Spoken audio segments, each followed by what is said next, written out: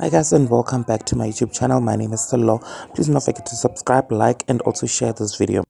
SK Khoza just can't seem to get away from trouble no matter what, because SK has recorded a new Tlof or sex tape, you guys, and it has landed in the hands of Musa Kaula, who published it on Twitter.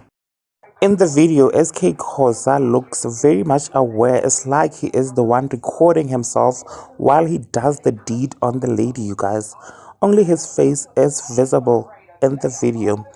About 2 months ago, SK Khoza was seen all over the streets drunk and intoxicated, but he has cleaned up his act. Now this happens. If you want to watch that video, because clearly I cannot publish that on YouTube, you can surely go to Musa's Twitter page and watch the video. Now, people have been saying that SK Khoza is the one who leaked that video to Musa Kaula himself for relevance, you guys. Now, please do share your thoughts and comments in the section below. I shall surely see you on my next upload. Thanks for watching this video. Bye.